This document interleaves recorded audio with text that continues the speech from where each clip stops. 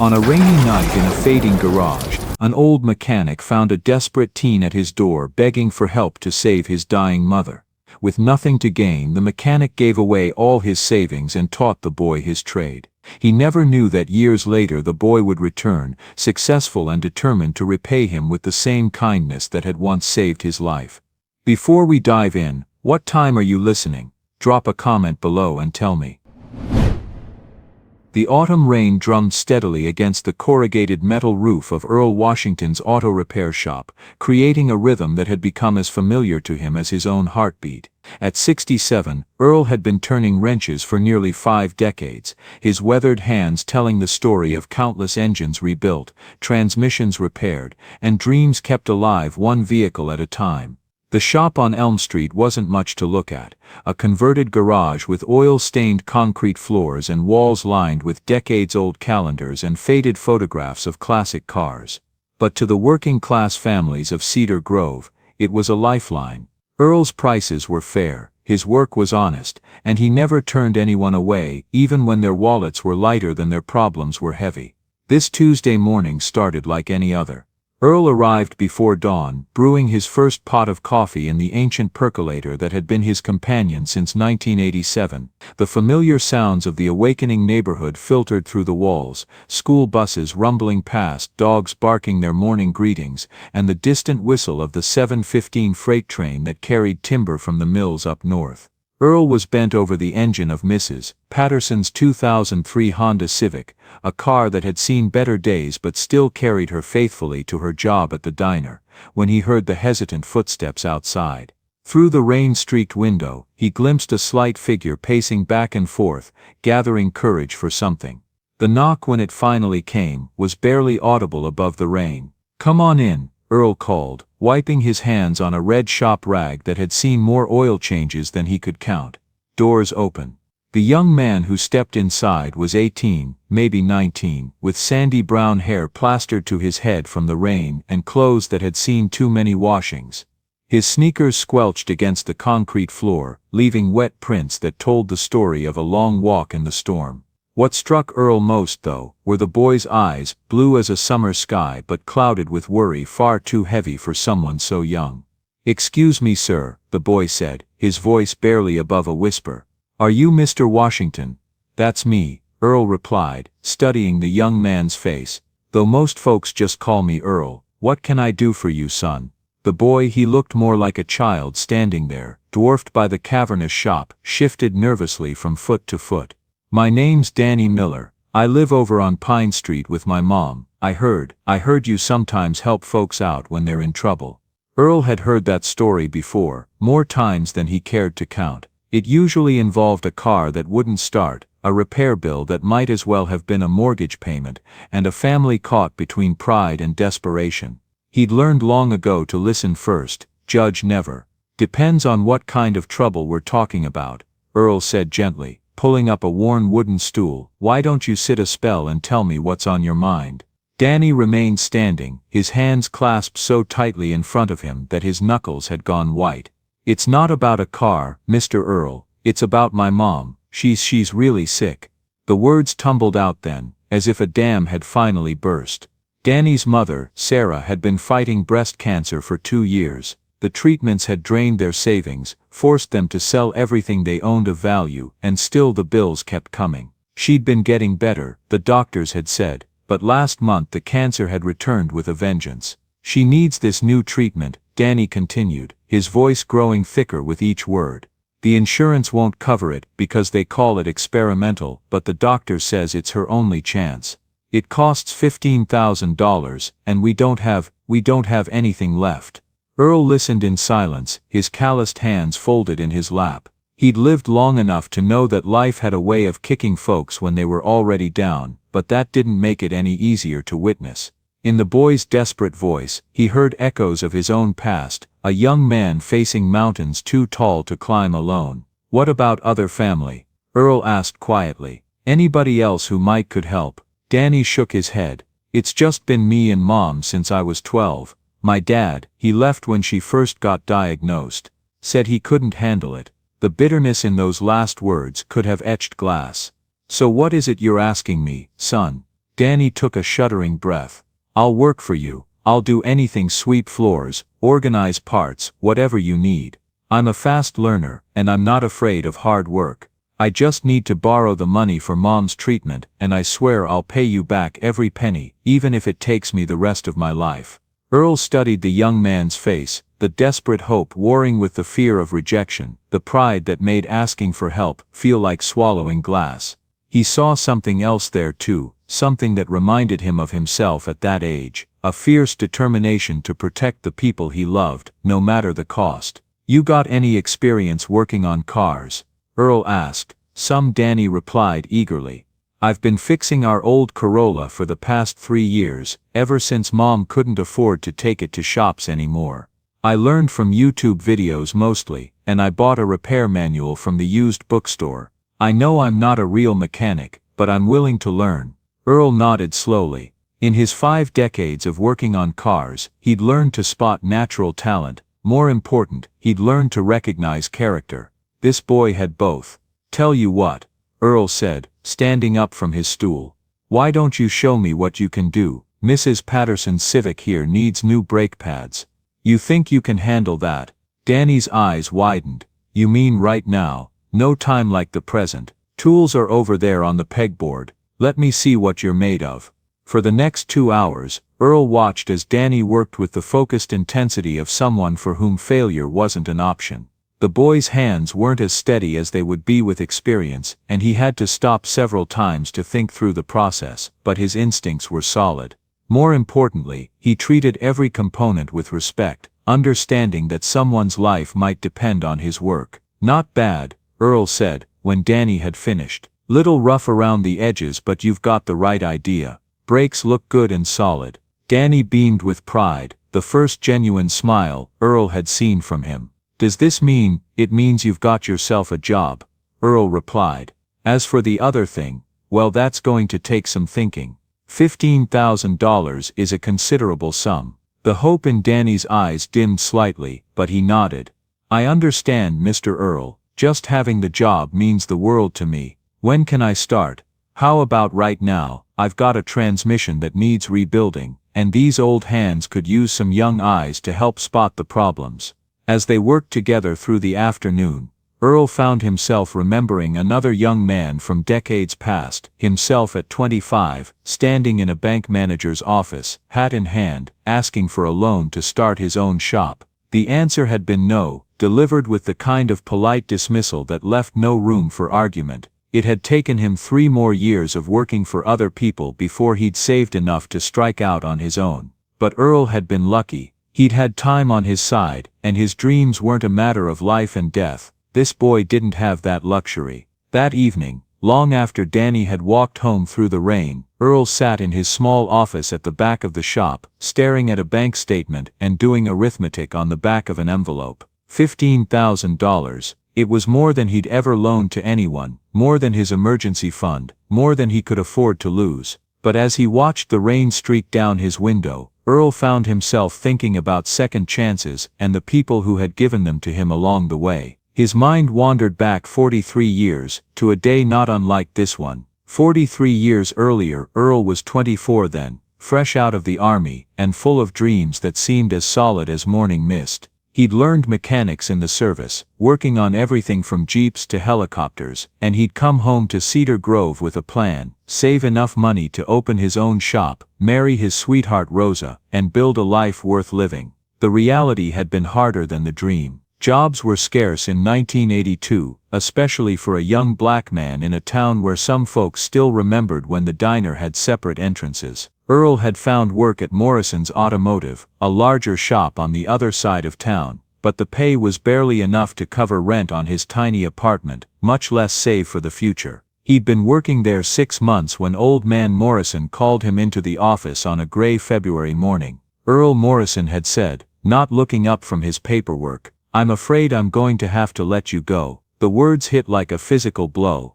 "Sir, did I do something wrong?" Morrison finally looked up, his weathered face showing something that might have been regret. "You're a good worker, Earl, maybe the best I've had. but some of my regular customers, they're not comfortable having you work on their cars. It's nothing personal, you understand. It's just business." Earl had understood, all right. He'd understood that talent didn't matter when prejudice held the scales. He'd walked out of Morrison's shop that day carrying his tools and wondering if his dreams were just elaborate self-deception. But fate had a different plan. 3 blocks from Morrison's shop, Earl's old Buick had chosen that exact moment to break down. Steam poured from under the hood, like a white flag of surrender, and Earl found himself coasting into the parking lot of a small garage he'd never noticed before. The sign above the door read Murphy's Auto Repair in faded blue letters, and through the open bay doors, Earl could see an elderly white man bent over the engine of a pickup truck. "Excuse me," Earl had called out, "my car just overheated.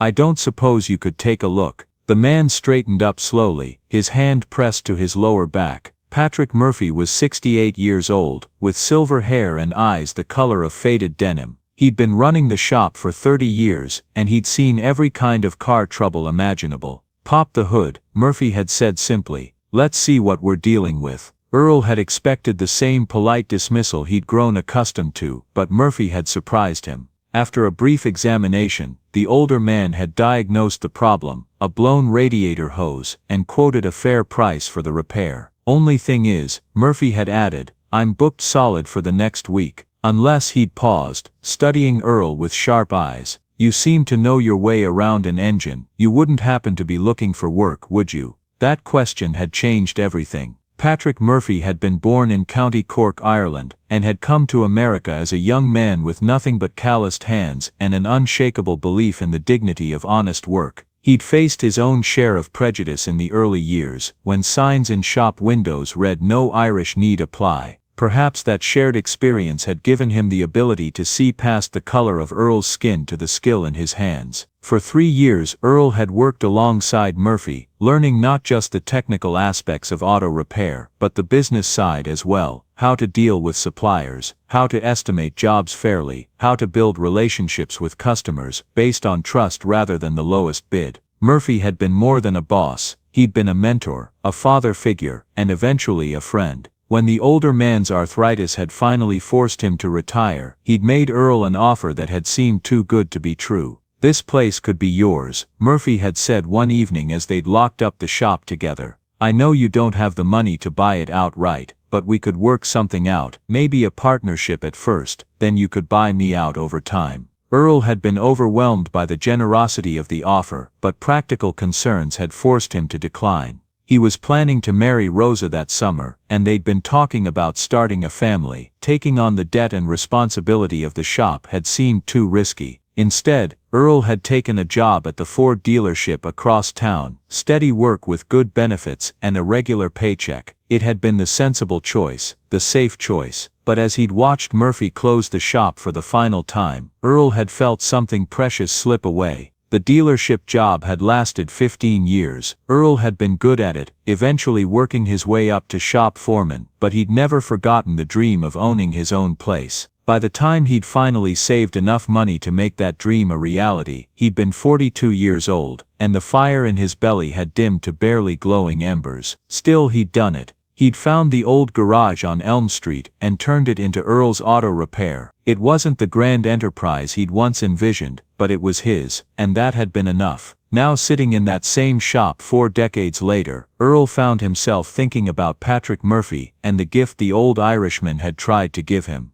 Murphy had seen something in a young black mechanic that others had missed, and he'd been willing to take a risk on that potential. Maybe it was time to pay that gift forward. The next morning dawned crisp and clear, the kind of October day that made promises about the beauty of change. Earl arrived at the shop earlier than usual, his mind made up but his stomach churning with the magnitude of what he was about to do. He'd spent most of the night thinking about Danny Miller, about Patrick Murphy, about the thin line between wisdom and cowardice that he'd been walking for too many years. At his age, playing it safe had become second nature, but safety had a cost. Sometimes the biggest risk was not taking one at all. Danny arrived at 8 o'clock sharp, just as Earl was finishing his second cup of coffee. The boy looked better than he had the day before, his clothes were still worn but clean, and there was a determined set to his shoulders that spoke of decisions made and accepted. "Morning, Mr. Earl," Danny said, hanging his jacket on a hook by the door. "What do you want me to start with today?" Earl set down his coffee mug and studied the young man's face. In the morning light, Danny looked even younger than his 18 years, but there was something ancient in his eyes, the weariness that came from carrying burdens too heavy for his age. "Before we get started," Earl said, "I want to talk to you about that other matter we discussed yesterday." Danny's posture stiffened slightly, as if bracing for disappointment.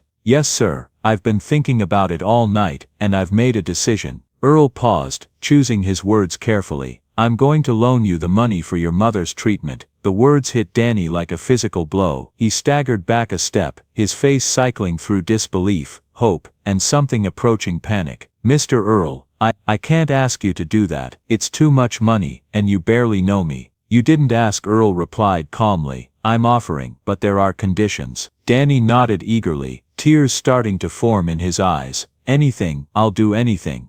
First, you work here full-time until you graduate high school. I'll work around your class schedule, but when you're not in school, you're here learning the trade. Second, after graduation, you work here for 2 more years at full salary while we pay down the loan. And third," Earl paused, his voice growing softer, "you promise me you'll use this chance to build something better for yourself and your mother." "I promise," Danny whispered, the words barely audible. "I swear to God, Mr. Earl, I'll make you proud." Earl nodded and walked to his desk, pulling out a checkbook that had seen better days. As he wrote, his hands were steady, but his heart was racing. $15,000. It represented years of careful saving, of choosing the generic brand at the grocery store, and driving his old truck an extra year rather than replacing it. But as he tore the check from the book and handed it to Danny, Earl felt something he hadn't experienced in years, the pure joy of being able to change someone's life with a simple gesture. Danny stared at the check as if it were written in a foreign language. "Mr. Earl, I don't know what to say." "Don't say anything yet," Earl replied. "Wait until your mother gets better, then we'll talk." The next few weeks passed in a blur of activity. Danny threw himself into his work with the intensity of someone who understood exactly what was at stake. He arrived early, stayed late, and absorbed knowledge with the hunger of the truly motivated. Earl found himself marveling at the boy's natural aptitude. Within a month, Danny could diagnose common problems almost as quickly as Earl himself. More importantly, the customers took to him. Danny's youth and obvious enthusiasm were infectious, and his genuine desire to help people translated into a level of customer service that had regulars specifically requesting him for their repairs. Sarah Miller's treatment began on a Monday in November. Earl had driven Danny to the hospital that first day, partly to offer support, and partly out of curiosity to meet the woman who had raised such a remarkable young man. Sarah Miller was 43 years old, but cancer had aged her beyond her years. Her once blonde hair had grown back in patchy wisps after her previous round of chemotherapy, and her skin had the translucent quality of fine china. But her eyes, the same startling blue as her son's, blazed with a fierce determination that reminded Earl why Danny fought so hard for her. "You must be Earl," she said, extending a hand that felt fragile as a bird's wing. "Danny's told me so much about you. I don't know how to thank you for what you've done." "No thanks necessary," Earl replied. "Your boy's earned every penny of it. You should be proud of him." Sarah's smile was radiant despite her obvious exhaustion. "I am. He's the best thing I ever did with my life." Over the following months, Earl watched the treatment work its slow magic. Sarah's color improved, her energy returned in small increments, and the shadow of fear that had haunted Danny's eyes began to lift. The experimental treatment was harsh. There were days when Sarah was too sick to leave her bed, but gradually, steadily, it seemed to be winning the war. Danny bloomed under the combination of hope and purpose. His natural mechanical ability continued to develop, but more than that, he was learning the subtler aspects of the trade, how to talk to customers who were frightened by their car troubles, how to explain complex problems in simple terms, how to be honest about costs without destroying someone's day. Earl found himself looking forward to their conversations during breaks, when Danny would pepper him with questions about everything from engine timing to business management. The boy was building a foundation of knowledge that would serve him well, but he was also developing something more valuable: wisdom. By spring, Sarah's cancer markers had dropped to undetectable levels. The oncologist was cautiously optimistic, using phrases like complete response and clinical remission that translated to a simple truth: the experimental treatment had worked. Earl would never forget the day Danny burst into the shop with the news. The boy was practically glowing with joy, his usual reserved demeanor completely abandoned as he shared the results of his mother's latest tests. "She's going to make it, Mr. Earl," Danny said, tears streaming down his face. "The doctor says, if she stays clean for 5 years, they'll call it a cure." Earl felt his own eyes misting as he pulled the young man into a fierce hug. In that moment, the $15,000 felt like the best investment he'd ever made. But life, as Earl had learned long ago, rarely followed straight lines. 6 months later, the call came on a Thursday evening in late September, just as Earl was closing up the shop. Danny's voice on the phone was hollow, mechanical, drained of all the joy that had characterized it for the past several months. "Mr. Earl, it's back. The cancer, it's back." Earl's heart sank. He'd seen enough of life to know that sometimes the cruelest defeats came disguised as victories, but that knowledge didn't make the blow any easier to absorb. "How bad?" he asked quietly. "Bad." Danny's voice cracked. "Worse than before. It's in her liver now, and her lungs. The doctor says." He couldn't finish the sentence. Earl closed his eyes, feeling the weight of mortality settle over him like a familiar coat. "I'll be right over." He found Danny and Sarah sitting in their small living room, surrounded by medical pamphlets and insurance forms that painted a picture more devastating than any diagnosis. Sarah looked smaller than when Earl had last seen her, as if the cancer were physically diminishing her even as they spoke. But her eyes still held that fierce spark, and her voice was steady when she spoke. "Earl, I want you to know how much these past months have meant to us. Having Danny working for you, having hope, it's been a gift I never expected to receive." "Don't talk like that," Earl said firmly. "We're going to fight this thing." Sarah smiled sadly. "No, we're not. Not this time. The doctors have been very clear about that. This cancer is different, more aggressive, more widespread. The treatments that worked before won't work now. There have to be other options, clinical trials, different doctors." "There are," Sarah said quietly, "but they cost money we don't have, and even then, the chances are slim. I won't bankrupt my son chasing miracles." Earl looked at Danny, who sat staring at his hands as if they held answers to impossible questions. The transformation in the young man was heartbreaking. All the confidence and hope that had been building over the past year had evaporated, leaving behind a lost boy facing a future too terrible to contemplate. "What if Earl began, but Sarah cut him off with a gentle shake of her head. "You've done enough, more than enough. You gave us precious time together, and I'll be grateful for that until my last breath." The next 3 months were a lesson in grace under pressure. Sarah faced her declining health with a dignity that humbled everyone who knew her, using her remaining strength to prepare Danny for a world without her. She helped him apply for colleges, taught him to manage the household finances, and filled notebook after notebook with advice, memories and expressions of love for him to read after she was gone. Danny continued working at the shop, clinging to routine as an anchor in the storm. His work didn't suffer. If anything, he threw himself into it with even greater intensity, but the light had gone out of his eyes. Earl watched the young man retreating into himself, and felt helpless to stop it. Sarah Miller died on a cold January morning, with Danny holding her hand, and Earl keeping vigil from a chair in the corner of the hospital room. Her last words were to her son.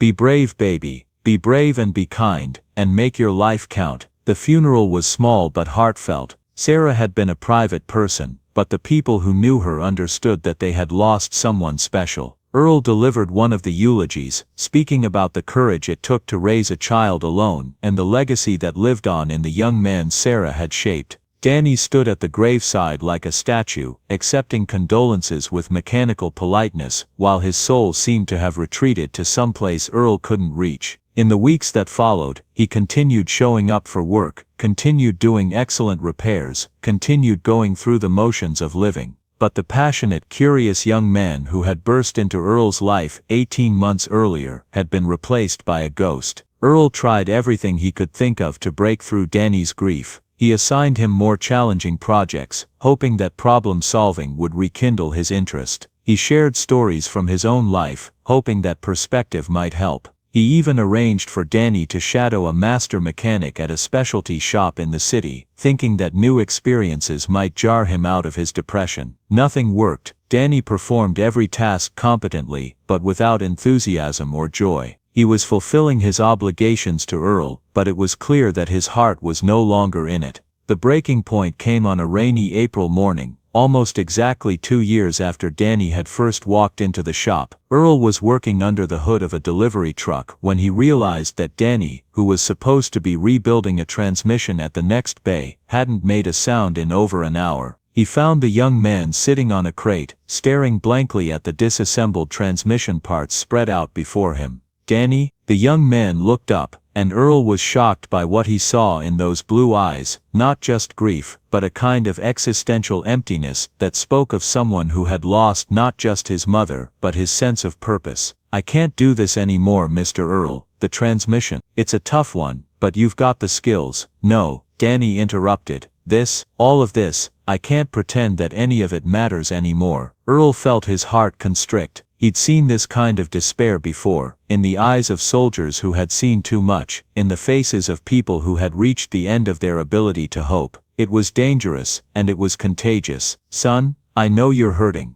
You don't know," Danny said, his voice flat and emotionless. "You don't know what it's like to watch the only person who ever loved you die by inches while you stand there helpless. You don't know what it's like to realize that everything you worked for, everything you hoped for, was just an elaborate way of postponing the inevitable." Earl sat down on another crate, facing Danny across the scattered transmission parts. For a moment, he considered sharing his own losses: his wife Rosa, who had died of a stroke 5 years earlier, his son Michael, who had been killed in Afghanistan, his own battles with despair and meaninglessness. But he realized that this moment wasn't about his pain. It was about finding a way to reach a young man who was drowning in his own. "You're right," Earl said finally. "I don't know exactly what you're going through, but I do know something about loss, and I know something about the choice you're facing right now."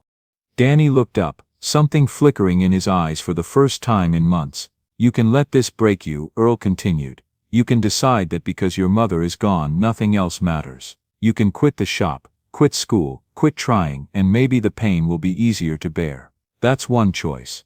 What's the other choice? You can decide to honor her memory by becoming the man she believed you could be. You can take all the love she gave you and all the lessons she taught you and use them to build something meaningful. You can choose to believe that her life mattered, and that yours does too." Danny was quiet for a long moment, his fingers absently turning a gear from the transmission. When he spoke, his voice was barely above a whisper. "What if I'm not strong enough? Then you lean on the people who care about you until you are." Earl replied, "You think your mother raised a quitter?" For the first time in months, Danny almost smiled. "No sir, she definitely did not." "Then don't you dare prove her wrong." The road back wasn't straight or smooth, but it was forward.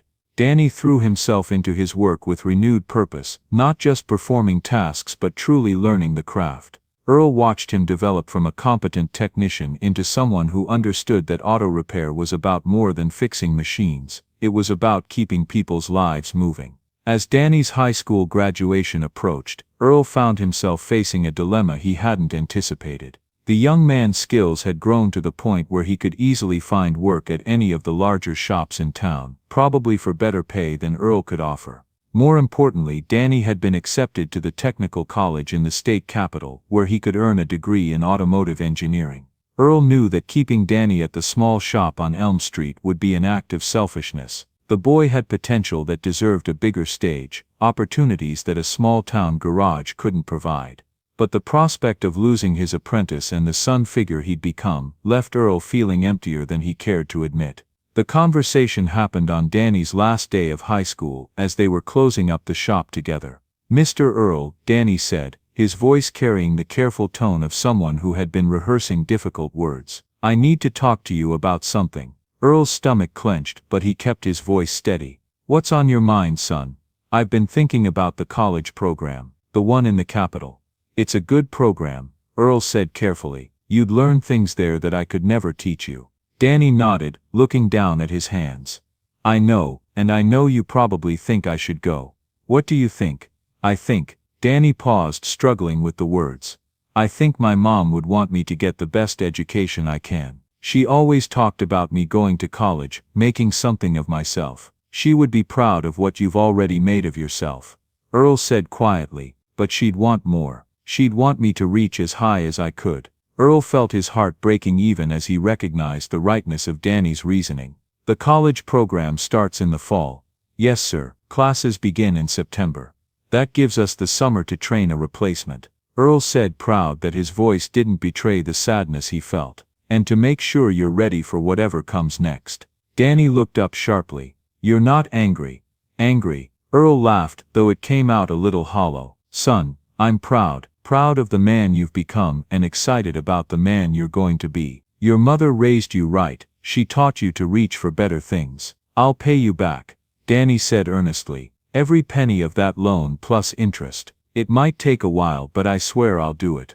I know you will, Earl replied. That was never in question. The summer passed too quickly. Earl found himself trying to pack years' worth of wisdom into their remaining time together, sharing not just technical knowledge but life lessons learned through 5 decades of working with his hands and dealing with people. Danny absorbed it all with the hungry intensity that had characterized him from the beginning, but Earl could see his mind already reaching toward the future, toward possibilities that a small garage in Cedar Grove couldn't contain. The day came, as such days always do, with a mixture of pride and sorrow that left Earl feeling hollowed out despite his genuine happiness for Danny's opportunities. They stood outside the shop in the early morning light, Danny's old Corolla packed with everything he owned. I'll call, Danny promised. I'll write letters, and I'll come back for visits. You better, Earl replied, pulling the young man into a fierce hug. And Danny, don't you ever forget where you came from, or the people who believed in you. Never, Danny whispered.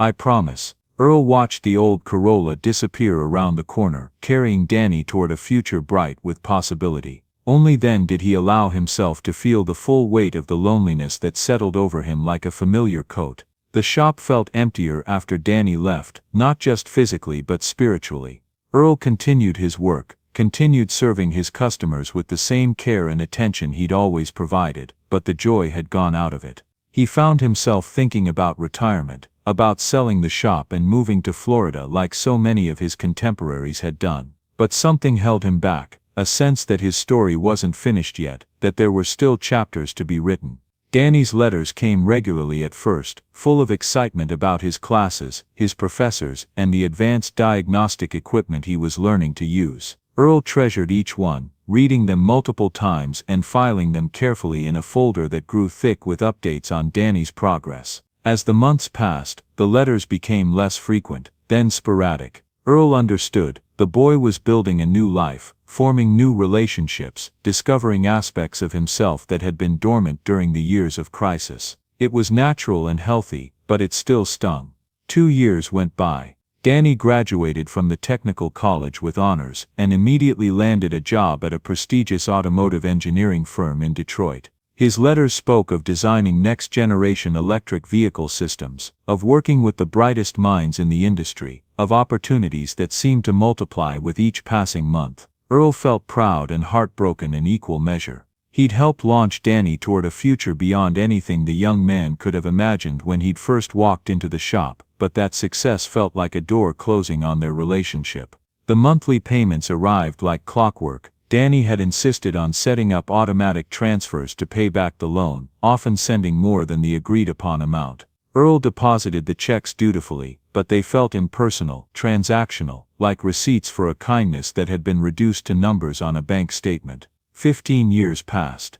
Danny's letters became Christmas cards, then stopped altogether. Earl heard about him occasionally through the small-town grapevine, promotions, awards, rumors of important projects, but Danny Miller had become a success story from Cedar Grove's past, not part of its present. Earl convinced himself that this was how it should be. He'd given Danny the foundation to build a meaningful life, and the young man had done exactly that. The fact that this life didn't include regular contact with an old mechanic in a small town was the natural order of things.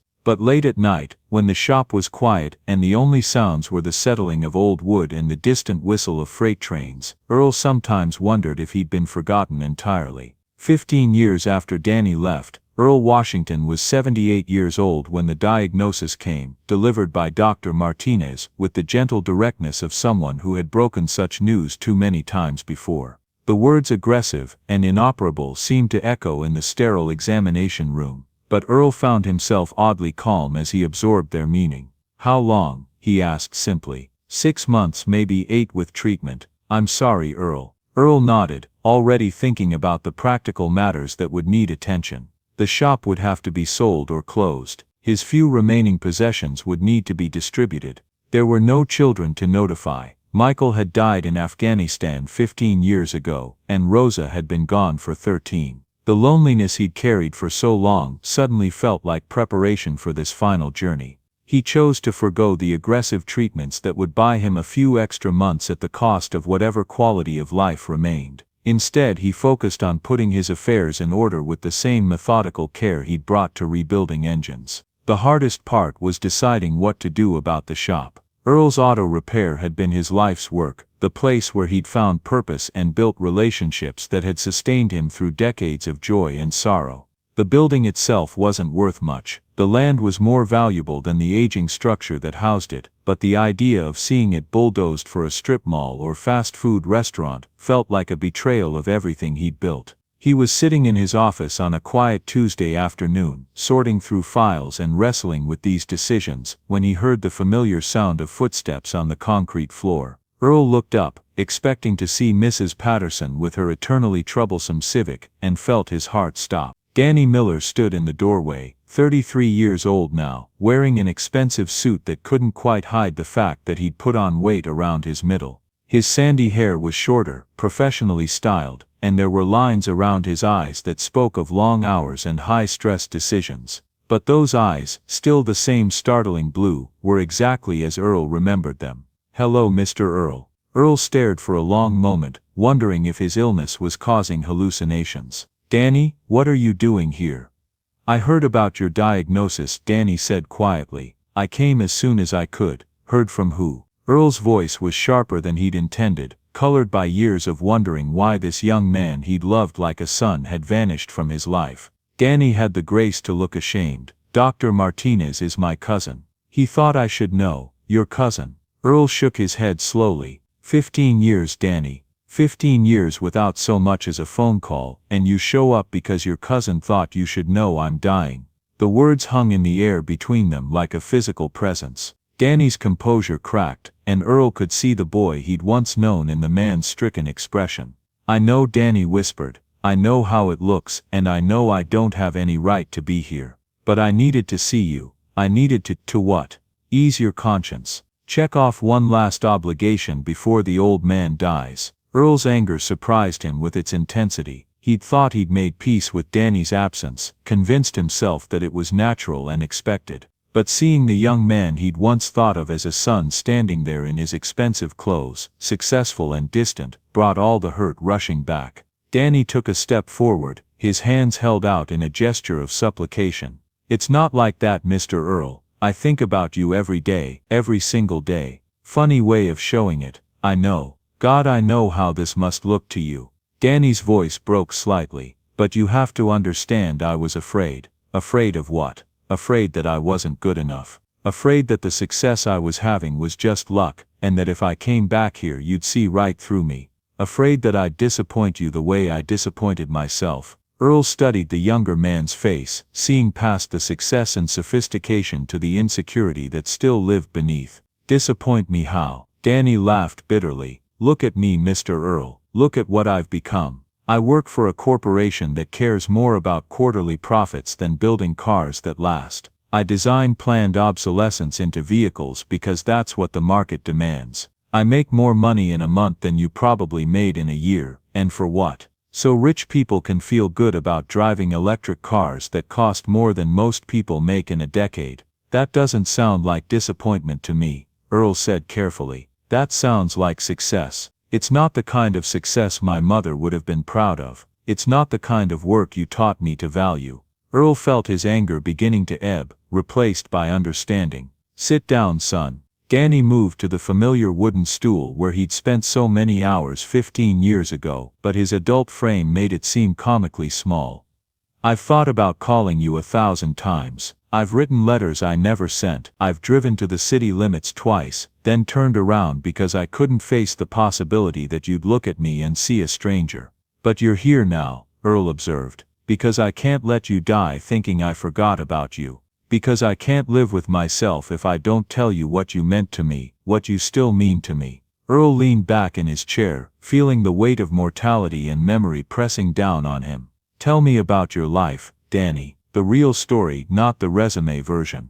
For the next 2 hours Danny talked. He spoke about the early years in Detroit, when homesickness and imposter syndrome had nearly driven him to quit and come back to Cedar Grove. He described the gradual seduction of corporate success, the way each promotion and raise had felt like validation while slowly pulling him away from the values Earl had taught him. He talked about his attempts at relationships, all of which had foundered on his inability to open up about his past or his feelings. He spoke about therapy sessions where he tried to unpack his guilt over his mother's death and his fear of letting down the man who had saved them both. Most painfully, he described the growing realization that professional success had not brought him the satisfaction he'd expected, that designing cutting-edge vehicles for wealthy clients felt hollow compared to the simple joy he'd once found in keeping Mrs. Patterson's old Civic running. "I became everything I thought I was supposed to become," Danny concluded. "But I lost track of who I actually wanted to be." Earl listened without judgment, recognizing in Danny's story echoes of his own young adulthood, when the pressure to succeed had sometimes threatened to overshadow the simple satisfaction of doing good work for honest people. "You know what I think," Earl said when Danny finished. "I think you're being too hard on yourself. You took the opportunities that were offered to you, just like your mother would have wanted. The fact that success didn't bring you happiness doesn't make you a failure, it makes you human." "But I abandoned everything you taught me, did you?" Earl interrupted. "Or did you just forget it for a while?" Because the young man sitting here right now, wrestling with questions about meaning and purpose, sounds exactly like the boy I used to know. Danny looked up sharply. "You think so? I know so. The question is, what are you going to do about it?"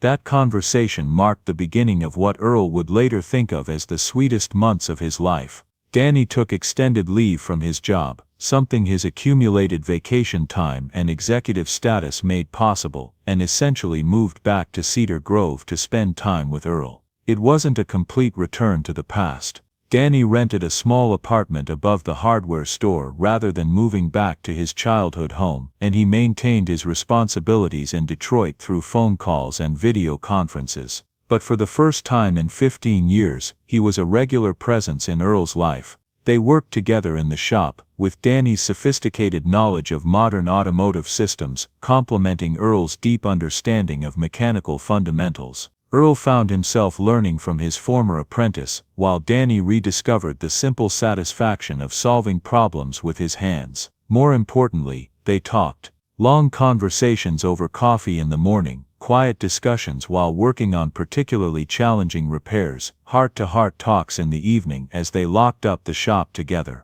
Earl shared stories from his own life that he'd never told anyone, while Danny opened up about the loneliness and uncertainty that had characterized his successful but unfulfilling career. "You know what I miss most," Danny said one evening as they were putting away tools. "The feeling that what I was doing mattered, not to shareholders or market analysts, but to real people with real problems. Like Mrs. Patterson and her Civic," Earl suggested with a smile. "Exactly like Mrs. Patterson and her Civic. That car represented her independence, her ability to get to work and take care of herself. When we fixed it, we weren't just replacing brake pads, we were protecting her dignity." Earl nodded, understanding completely. That's the real reward in this work. Not the money or the recognition, but knowing that you've made someone's life a little easier. "I'd forgotten that," Danny admitted. "Somewhere along the way I started measuring success by the wrong metrics." As the weeks passed, Earl began to see a transformation in Danny that reminded him of the young man's emergence from grief 15 years earlier.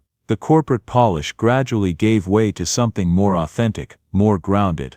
Danny started wearing work clothes again, and his hands, soft from years of office work, began to show the calluses that came from honest labor. But more than the external changes, Earl could see something shifting in Danny's spirit. The restless energy that had characterized him during his first visits was settling into something calmer, more purposeful. He was remembering who he'd been before ambition and expectation had reshaped him. It was during this period that Earl made a decision that surprised even himself. The lawyer's office smelled of old leather and older secrets, the kind of place where important documents gathered dust and life-changing decisions were recorded in careful legal language. Earl had made the appointment without telling Danny, knowing that certain conversations required the gravity that only official settings could provide. "I want to change my will," Earl told Margaret Holloway, the attorney who had been handling his modest legal affairs for the past decade. "Of course, Earl. What modifications did you have in mind?"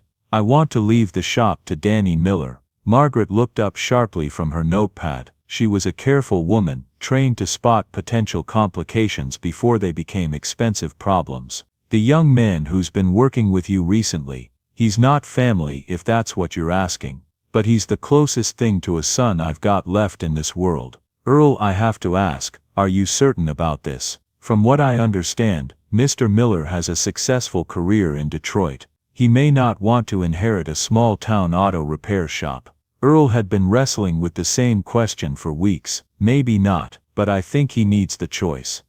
The choice to decide what kind of life he wants to build. Right now, he's trapped by his own success, doing work that pays well but doesn't feed his soul. The shop would give him an alternative.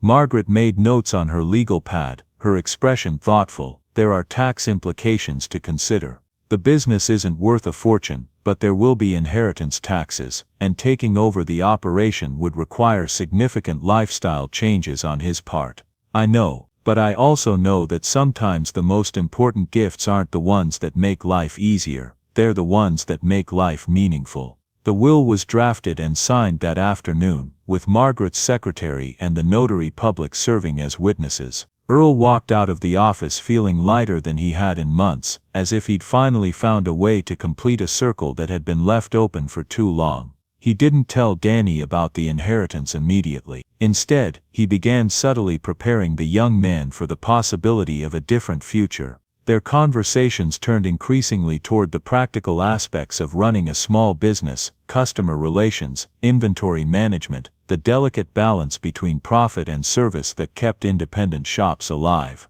"You ever think about striking out on your own again?" Earl asked one afternoon as they worked on a particularly stubborn transmission. Danny paused, his hands still on the wrench. "What do you mean?" "I mean starting your own shop. Using all that engineering knowledge you've picked up, maybe specializing in hybrid and electric vehicle repair. That's where the market's heading, and there aren't many folks around here who know how to work on those systems." "I've thought about it," Danny admitted, "but starting a business from scratch, it would be a huge risk.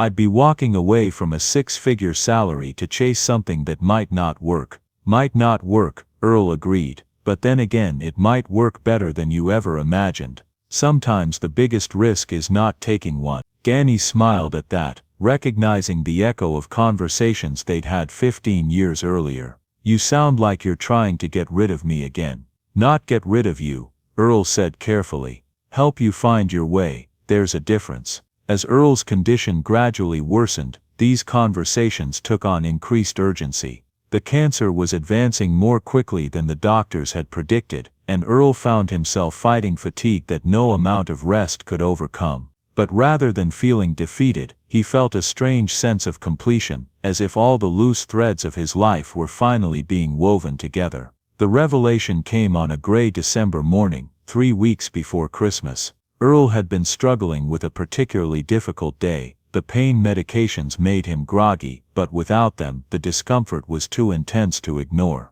Danny had taken over most of the actual repair work, while Earl supervised from a chair that had become a permanent fixture in the main bay. "Danny," Earl said during a quiet moment between customers, "there's something I need to tell you." Something in his tone made Danny look up sharply from the engine he was working on. "What is it?" "I've made provisions for the shop, in my will," Danny's face went pale.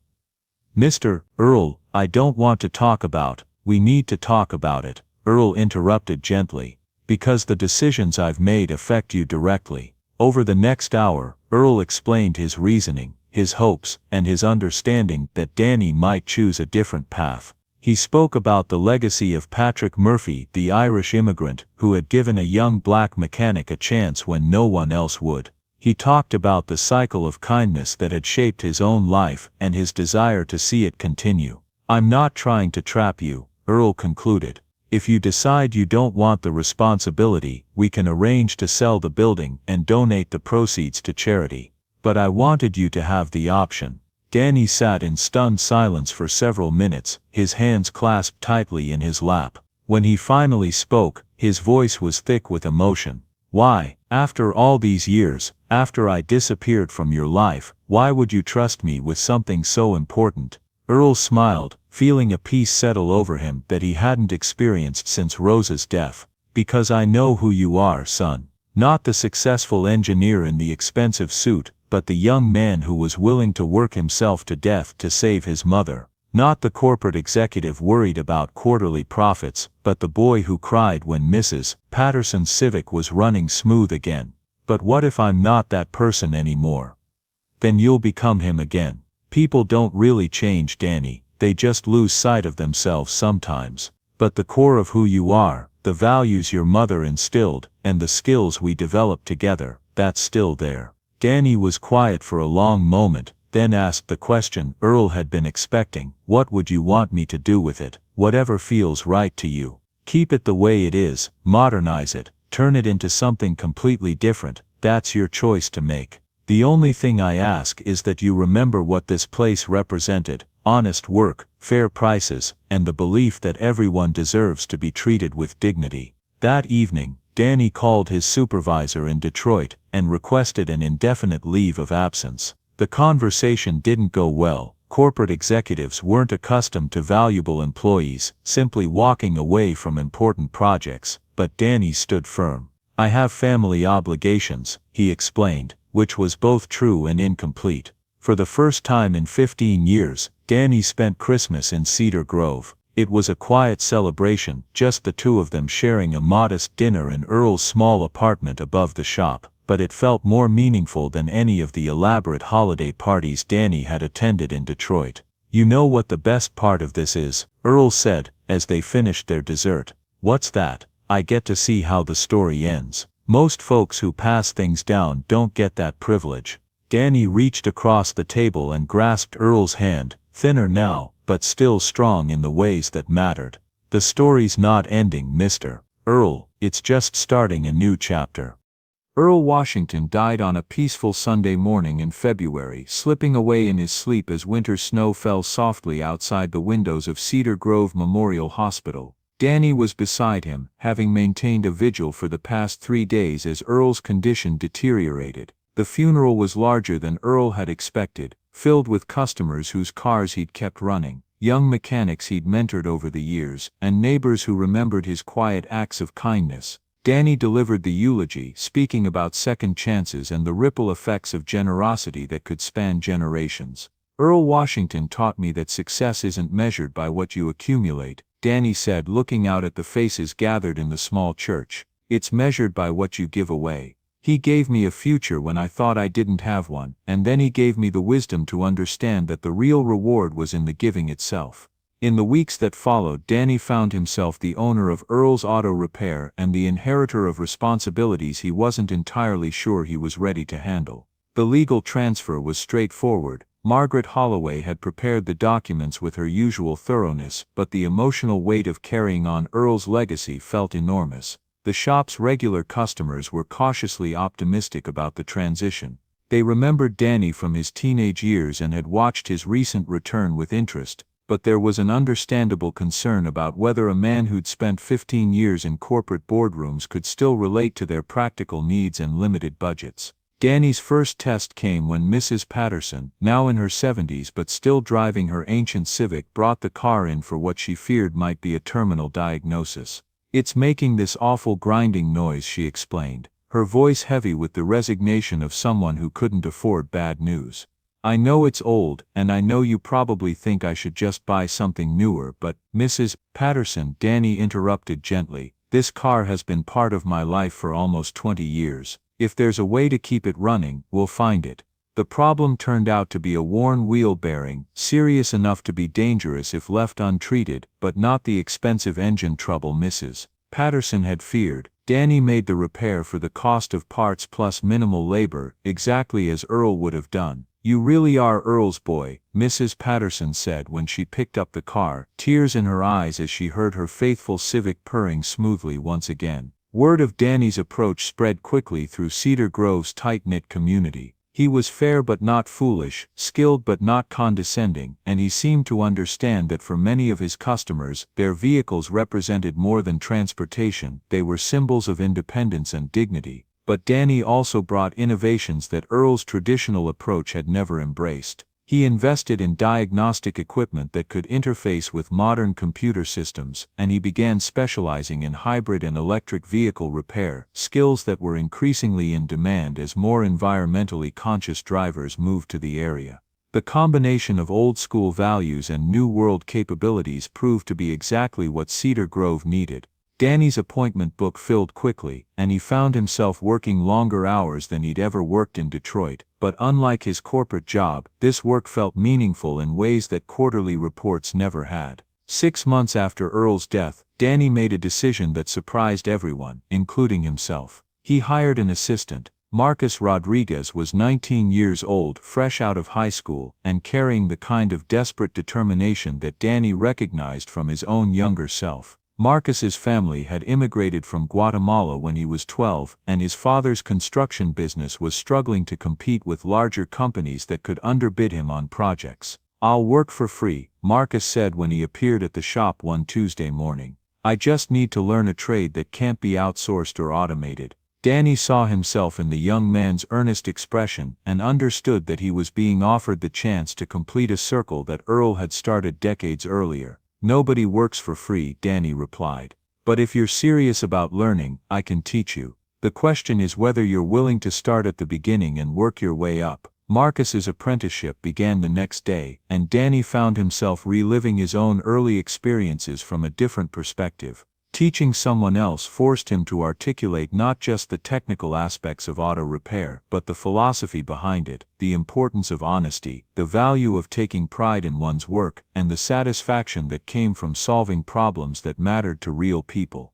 The months passed quickly. Danny's reputation continued to grow, and he found himself turning away customers more often than he would have liked. The success was gratifying, but it also presented him with the same choice that had faced Earl decades earlier: expand the operation or maintain its intimate personal character.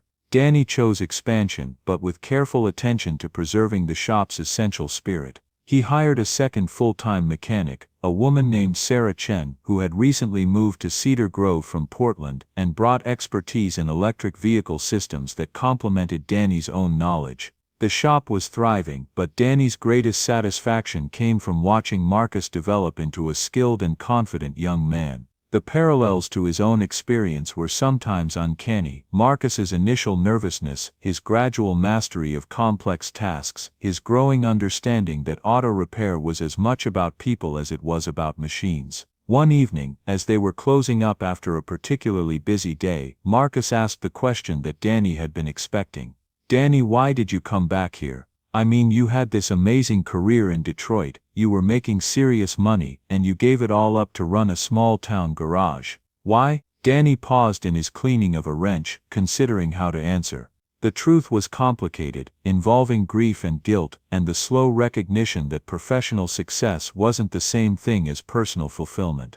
But the essence of it was simpler. "Because I remembered what really mattered," he said finally. "And because sometimes you have to go backward to move forward."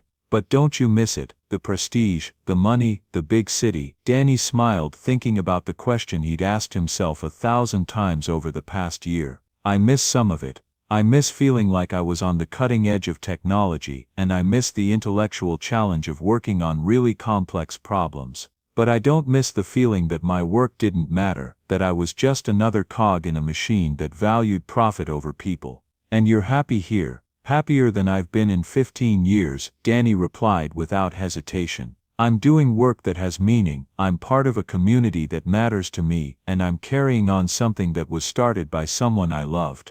Marcus nodded thoughtfully. My dad keeps asking when I'm going to get a real job, something with benefits and a 401k, and all that. He doesn't understand why I want to spend my life getting my hands dirty. What do you tell him? I tell him this is a real job. One of the realest jobs there is.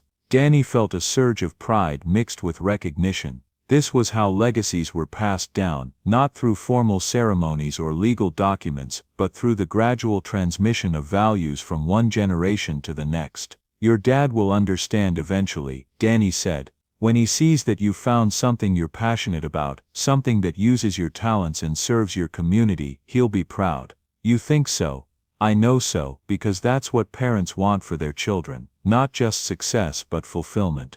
As they finished their work and prepared to leave, Danny found himself thinking about Earl and the gift he'd been given. Not just the shop itself but the opportunity to rediscover who he really was beneath all the layers of ambition and expectation that had accumulated over the years. Earl had understood something that Danny was only now beginning to fully grasp. The most valuable inheritance wasn't money or property, but the chance to build a meaningful life by serving others. 5 years after Earl's death, the morning sun slanted through the windows of Earl's Auto Repair, now officially renamed Washington Miller Automotive in honor of both the man who had built it and the one who was carrying it forward.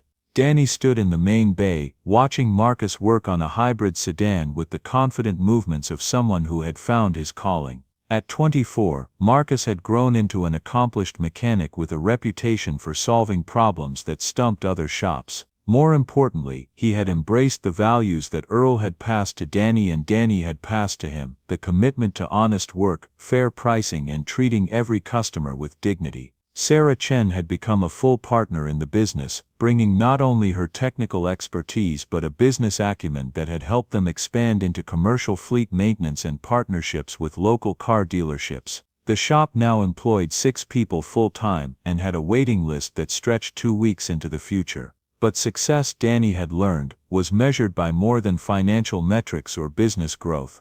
The real measure was in the stories that played out daily in the bays of the shop, stories of problems solved, independence preserved and dignity maintained. Like Elena Vasquez, the single mother who cleaned offices at night to support her 3 children. When her ancient minivan had needed a transmission replacement that would have cost more than the vehicle was worth, Danny and his team had found a rebuilt unit and installed it at cost, accepting payment in installments that fit her budget. Or James Patterson, Mrs. Patterson's grandson, who had returned from military service with injuries that made traditional employment difficult.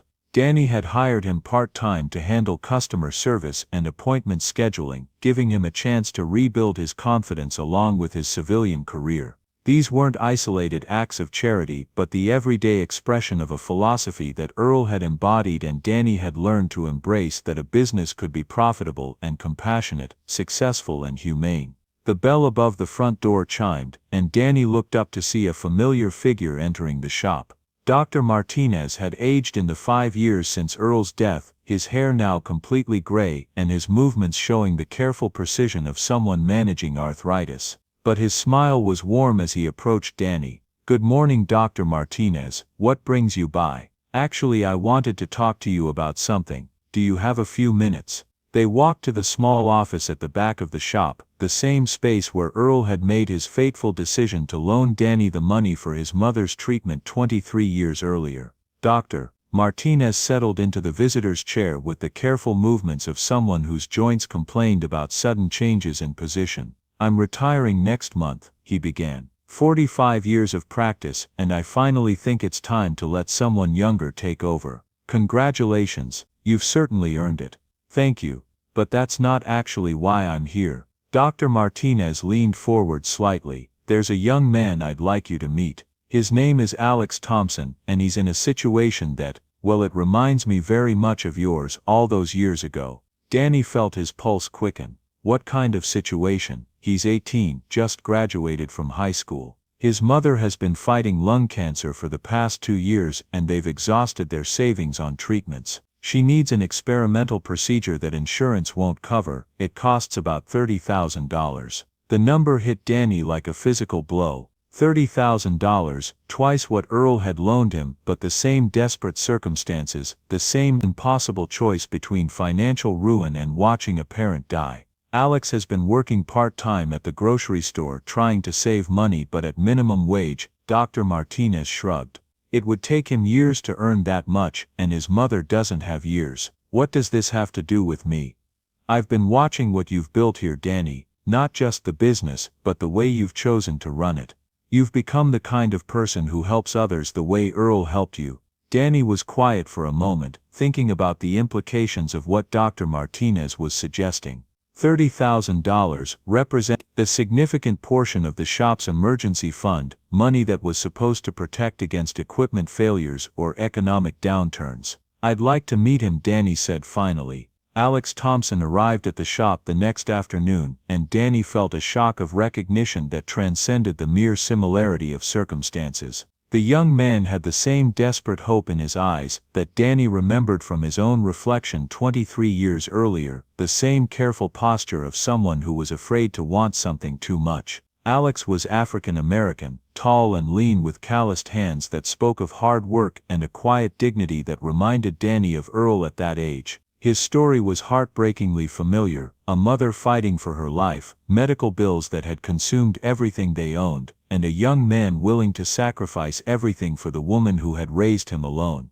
I can work, Alex said, echoing Danny's own words from decades earlier. I can do anything you need, cleaning, organizing, running errands. I'm good with my hands, and I learn fast. Danny found himself studying Alex's face, looking for the same qualities that Earl must have seen in him, not just desperation, but character. The willingness to work, the determination to protect his family, the pride that made asking for help feel like swallowing glass. Tell me about your mother, Danny said. Alex's face softened immediately. She's a teacher, 3rd grade at Lincoln Elementary. She's been there for 15 years, and she loves those kids like they're her own. Even when she was going through chemo, she'd go to work if she possibly could. She said it gave her something to fight for. And the treatment she needs, it's this new immunotherapy protocol. The doctors say it's shown really promising results in clinical trials, but because it's still experimental, insurance calls it investigational and won't pay for it. Danny nodded, remembering his own conversations with insurance representatives who had perfected the art of saying no with bureaucratic politeness. What makes you think I'd be willing to help? Danny asked gently. Alex looked confused. Dr. Martinez said. He said you might understand what it's like to be in this situation. I do understand, but $30,000 is a lot of money. What would you be willing to do to earn it? Anything, Alex replied, without hesitation. Anything legal and honest, I'll do it. Danny spent the next hour testing Alex's knowledge and aptitude, much as Earl had done with him decades earlier. The young man had some basic mechanical knowledge. He'd been maintaining his mother's car since he was 16, but more importantly, he had the intelligence and work ethic that could be developed into real skill. If I were to consider helping you, Danny said finally, it wouldn't be charity. It would be an investment in your future, and that would come with obligations.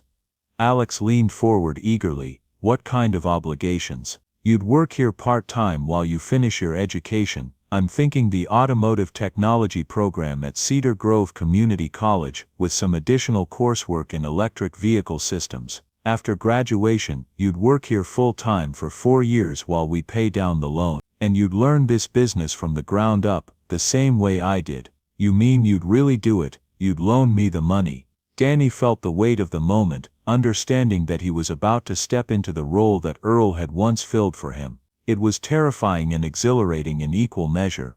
I mean, I'm going to think about it very seriously. But Alex, you need to understand this isn't just about the money. If I make this loan, I'm betting on your character, your potential, your willingness to honor your commitments even when it's difficult. I understand, Alex said, his voice thick with emotion, and I promise you won't regret it. That evening, Danny sat in his apartment above the shop, the same space Earl had once occupied, and wrestled with the decision. $30,000 was a significant risk, and Alex was still largely an unknown quantity. But as Danny thought about the young man's earnest determination and the desperate love in his voice when he spoke about his mother, he found himself remembering Earl's words from decades earlier, "Sometimes the biggest risk is not taking one." The next morning, Danny called Alex and asked him to come to the shop.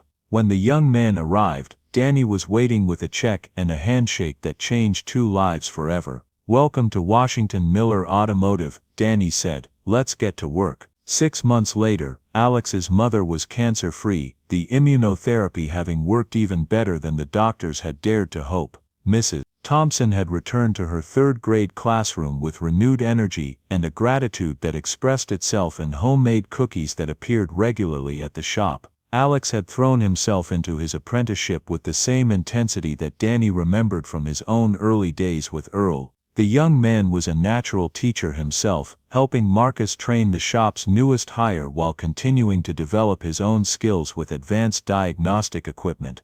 But the most profound change was in Danny himself. Taking on the role of mentor had completed a transformation that had begun with Earl's death and continued through his return to Cedar Grove. He was no longer the lost corporate executive who had fled from meaningful relationships, nor was he the grieving young man who had once questioned whether life had any purpose at all. He was finally and completely the man that Earl had always believed he could become. One evening, as Danny was locking up the shop, he found himself standing in the same spot where he'd first met Earl 23 years earlier. The concrete floor still showed oil stains from decades of honest work, and the walls still displayed the same mixture of calendars, photographs, and hand-lettered signs that proclaimed the shop's commitment to quality and integrity. But the space felt different now, not just preserved, but truly alive, filled with the energy of young people learning their trade and older ones passing down their wisdom. Earl's legacy lived on not in the building itself, but in the values that continued to guide every decision, every repair, every interaction with customers who had become part of an extended family. Danny pulled out his phone and scrolled to a contact he hadn't used in months. Marcus answered on the second ring. "Hey Danny, everything okay?" "Everything's fine. I was just thinking about something Earl used to say." "What's that?" "He said the best gifts aren't the ones that make life easier, they're the ones that make life meaningful." Marcus was quiet for a moment. "You thinking about Alex, among other things?" "You know, when Earl first loaned me that money, I thought it was about saving my mother, and it was, partly. But the real gift was what came after, the chance to discover who I really was, what I was capable of becoming. And now you're giving Alex the same chance. We all are. You, me, Sarah, even Mrs. Patterson when she brings in cookies and tells Alex stories about his mother's teaching. It's not just about one person helping another, it's about a whole community investing in someone's future." "That's pretty profound for 9 o'clock on a Tuesday night." Danny laughed. "Earl was a profound guy, it just took me a while to understand what he was trying to teach me." After he hung up, Danny walked through the shop one more time, turning off lights and checking that everything was secure for the night.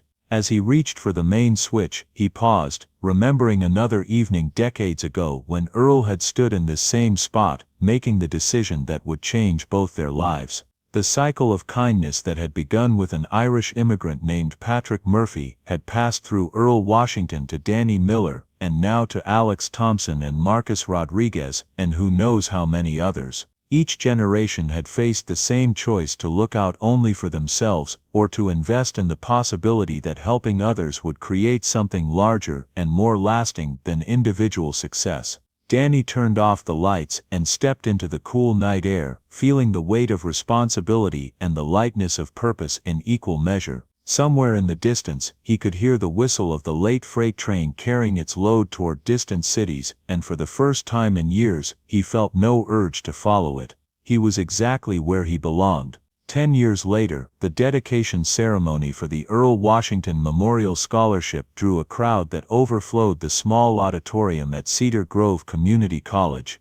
Danny stood at the podium, looking out at faces that told the story of lives touched by kindness passed forward through generations. In the front row sat Mrs. Patterson, now 81 but still driving her beloved Civic, which Marcus had converted to run on electric power while preserving its classic appearance. Beside her was Dr. Martinez, retired but still consulting on difficult cases, and Sarah Chen, who had recently been elected to the town council on a platform of sustainable development and community investment. Alex Thompson sat with his mother and his new wife, a teacher he'd met during his final year at the technical college. At 28, Alex had become the shop's lead diagnostic specialist and was already mentoring his own apprentice, a young woman named Sofia Reyes, whose family had moved to Cedar Grove from El Salvador. Marcus Rodriguez had opened his own shop on the other side of town, specializing in classic car restoration, but he still came by Washington Miller Automotive regularly to consult on particularly challenging repairs and to maintain the bonds that had shaped his understanding of what work could mean.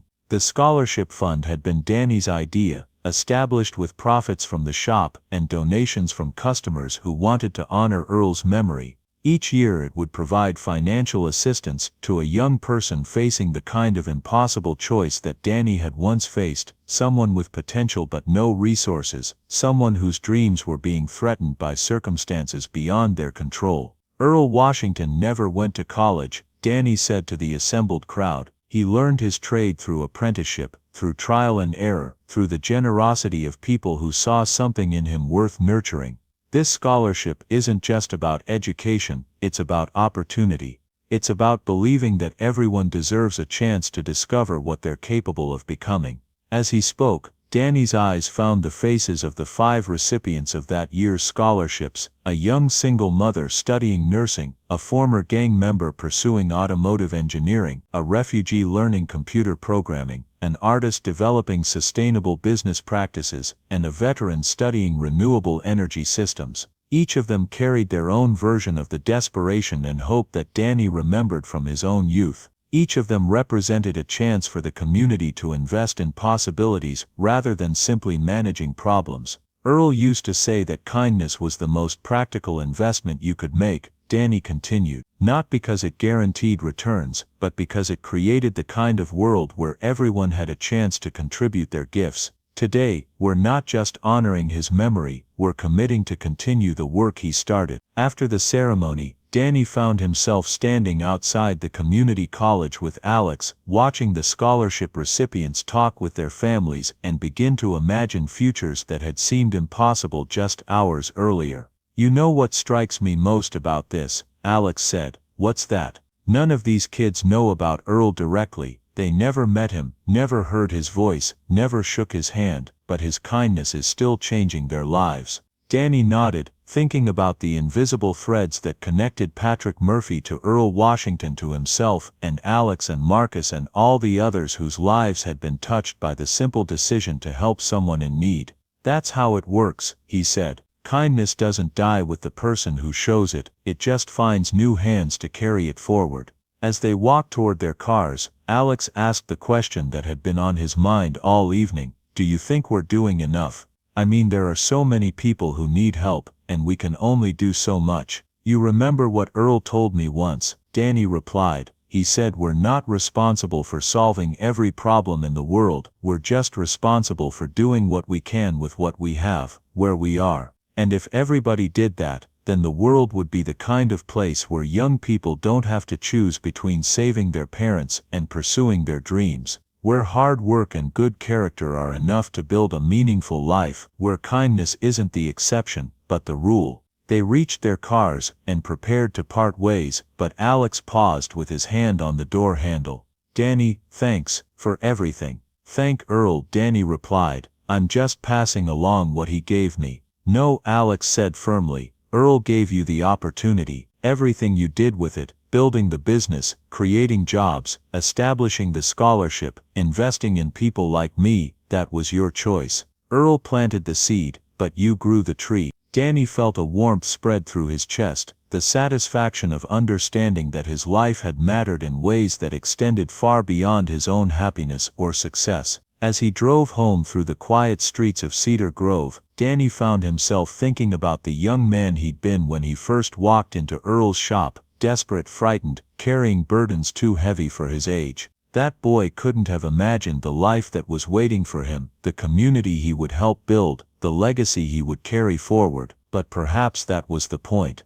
The most important gifts were often the ones we couldn't imagine receiving, just as the most meaningful contributions were often the ones we never planned to make. Danny pulled into the parking lot behind his shop and sat for a moment in the darkness, listening to the familiar sounds of the neighborhood settling into sleep. Somewhere in the distance, he could hear the whistle of a freight train, carrying its cargo toward destinations unknown. But unlike the young man who had once dreamed of escape, Danny felt no urge to follow. He was home, in every sense that mattered, and tomorrow, there would be more cars to fix, more problems to solve, more opportunities to demonstrate that kindness was not just a luxury for the wealthy, or a fantasy for the naive, but the most practical force in the world for creating the kind of life worth living. The cycle would continue, as it always had, as it always would, carried forward by people who understood that the greatest success was not in what you accumulated for yourself, but in what you made possible for others. Earl Washington would have been proud. Join us to share meaningful stories by hitting the like and subscribe buttons. Don't forget to turn on the notification bell to start your day with profound lessons and heartfelt empathy.